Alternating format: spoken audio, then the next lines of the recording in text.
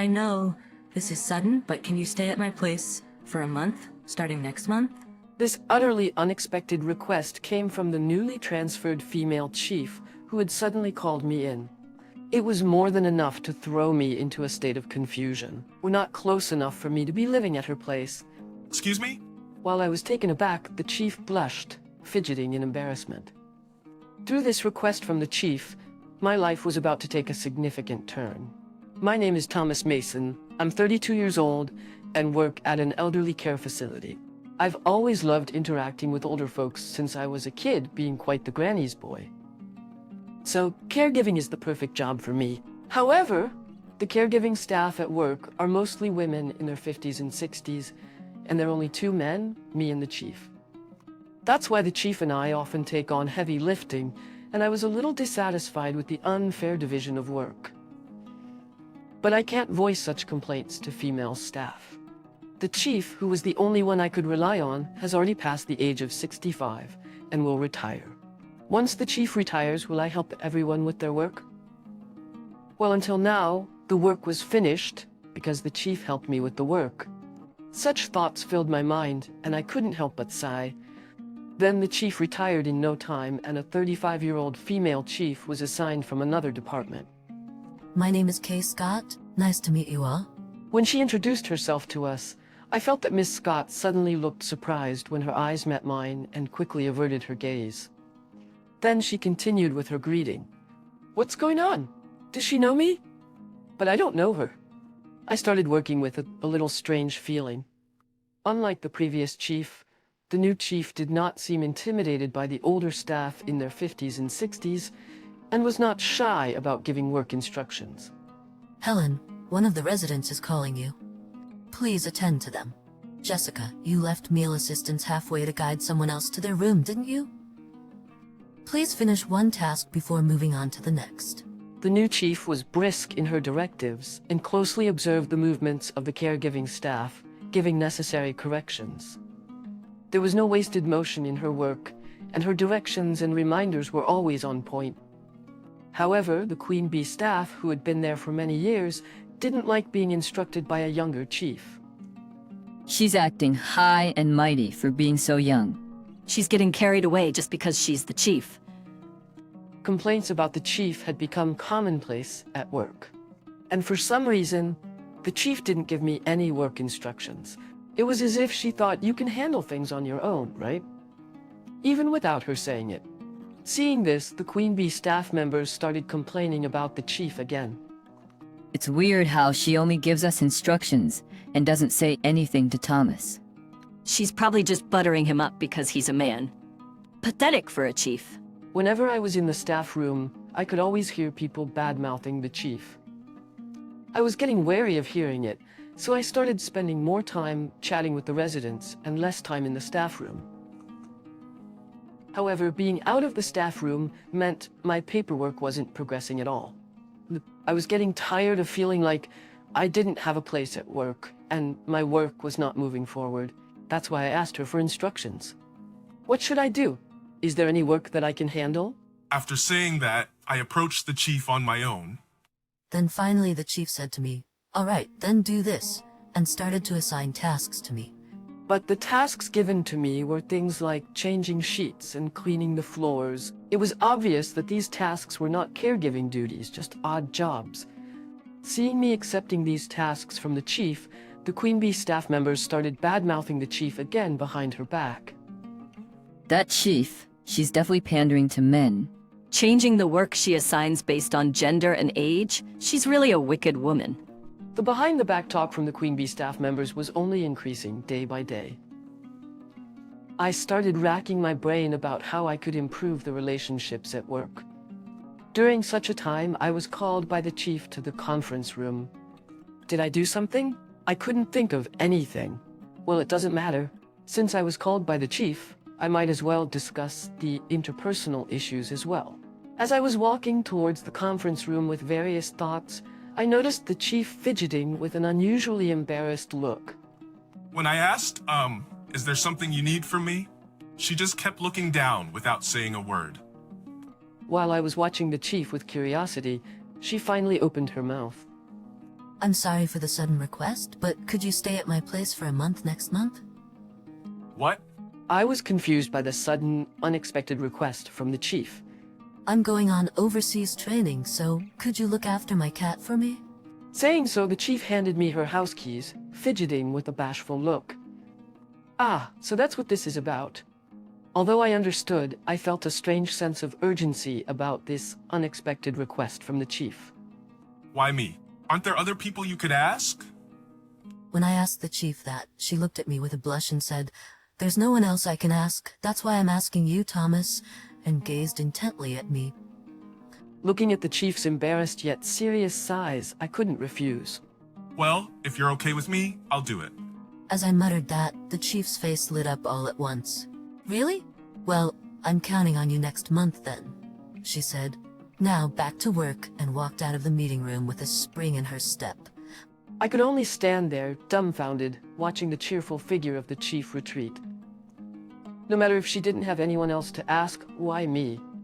I'm not particularly close to the chief. With those thoughts in mind, I returned to my workspace. It was strange that the chief would entrust all her personal and home matters to me, a mere employee. As I thought about various things, I felt strange about the chief's attitude and had a vague feeling.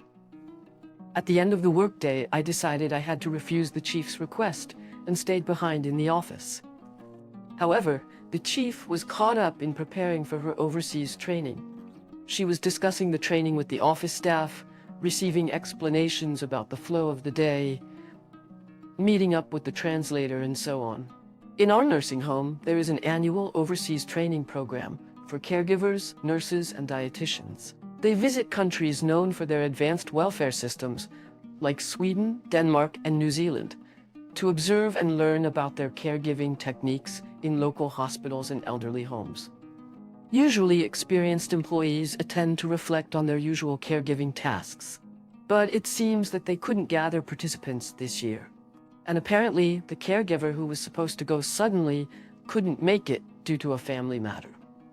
It was understandable then that the chief, who had recently transferred, was suddenly set to go on overseas training next month. As the chief busied herself with preparations for the overseas training, a month passed without me being able to say a word. The spare key she had given me remained in my bag.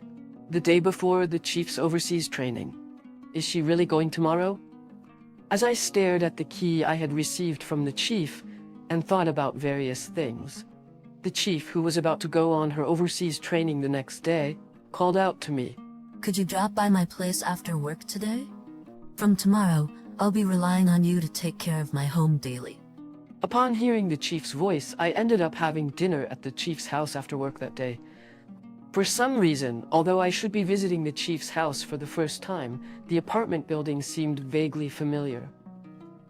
I thought about it for a while, but in the end, I couldn't remember anything, and with a feeling of unease, I entered the chief's home.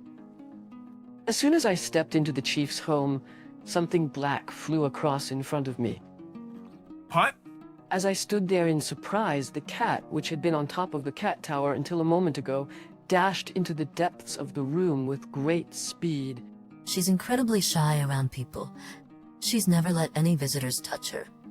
The chief explained this while putting down her bag, donning an apron, and starting to prepare dinner.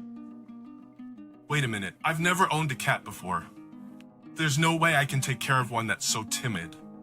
When I voiced my concerns, the chief waved me over to the kitchen and said, "Come over here." She then proceeded to teach me about the proportions and timing for preparing cat food and water.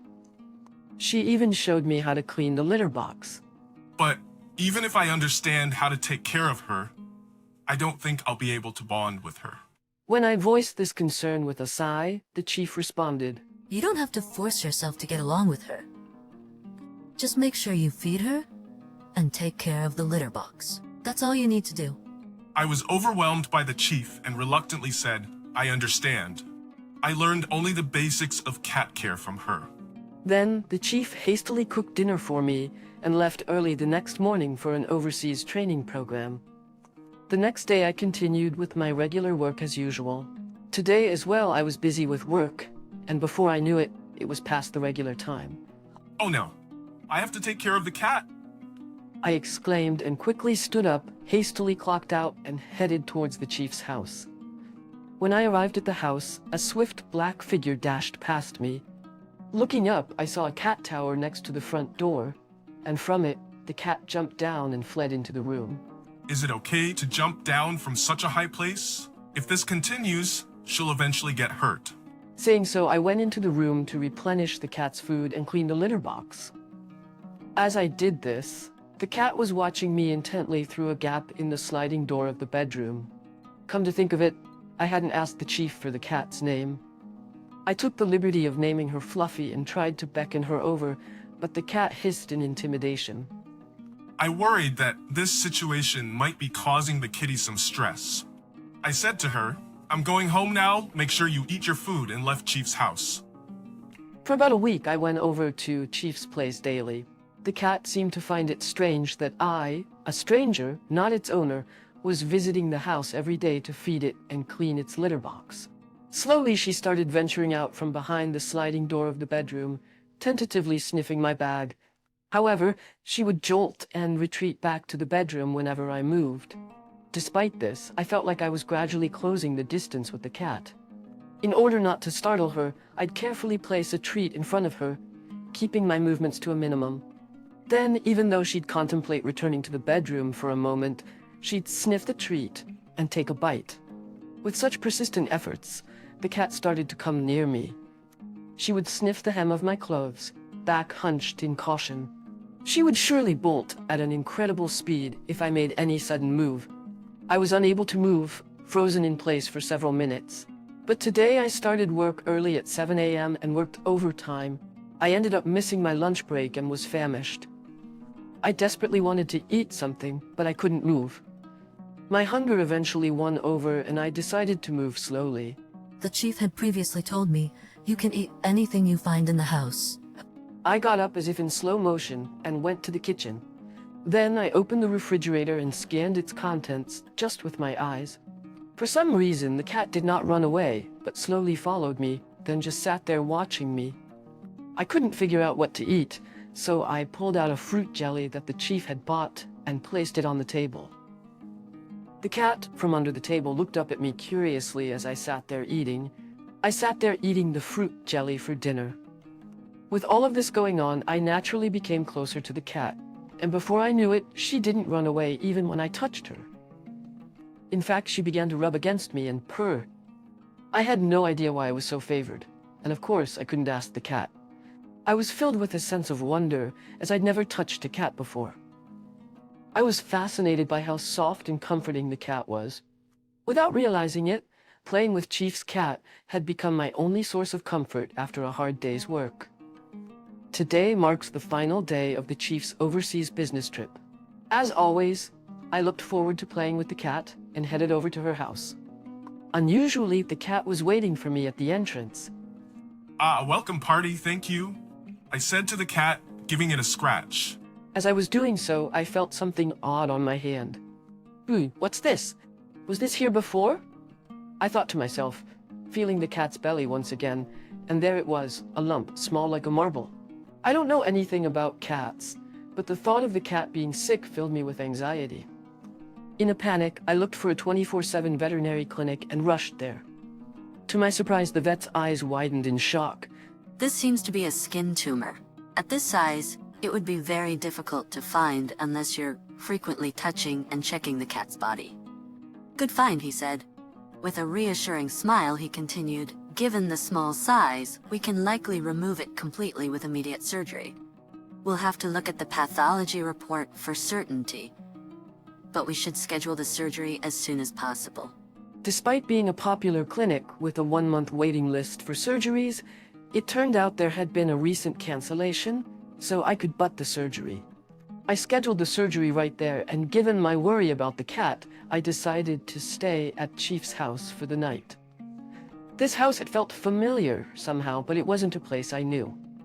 With that thought nagging at me, I laid down on the living room couch, petting the cat until, before I knew it, I fell asleep. The following day, the chief returned from her overseas training. Was everything okay? Did anything happen? The chief rushed over to me with a worried look. "I'm fine, but I stammered, then told her about the cat's illness. What, you noticed that? The chief was surprised that the cat, who usually didn't let anyone else touch it, allowed me to pet it daily. After her overseas training, she returned to a whirlwind of preparing for a presentation at a meeting and arranging for the cat's surgery. The cat's surgery, which I was worried about, was a success. The results of the pathological examination revealed that it was a malignant tumor. However, because it was discovered early, the cancer was completely removed and the possibility of metastasis was considered very low. When she finally had a moment of calm, she wanted to thank me again, and I was invited to her house. As soon as I arrived at her house, the cat, with its eyes shining, approached me with its tail up. Watching me and the cat, who kept rubbing up against me fervently, the chief started to speak. You've always been such a perfect gentleman. Even back then, I can see why my sister and the cat chose you. What do you mean? But as I looked at her face, I remembered something. I was always a bit more mature than my classmates in elementary school, partly due to my physical build. I know it might sound weird to say this, but I was a bit of a heartthrob and was quietly popular among the girls. In the 6th grade, I became an official couple with my first love, and our relationship lasted until middle school. Looking at us, her sister would watch us with an envious look like, you guys are lucky. First love? When I said that to the chief, he laughed with a bright smile and said, did you just notice? Then she told me a story. After my first love and I broke up in middle school, her parents divorced. Her sister went to live with their mother, and the chief went with their father. Their father passed away from cancer a few years ago. She hasn't been able to get in touch with her sister or her mother. Feeling left behind and lonely, Kay started keeping a cat a few years ago. This house is actually her childhood home, but it's changed a lot recently as the area has been developed into a new residential area. The apartment was also renovated, which is why I didn't recognize it. To distract herself from her loneliness, she had been putting on a brave face at work. And then she was transferred to my department, and we were reunited. I secretly had a crush on you as I watched how seriously you cared about my sister. Saying that, the chief smiled shyly. Unlike when she was at work, she had a really kind and cute atmosphere.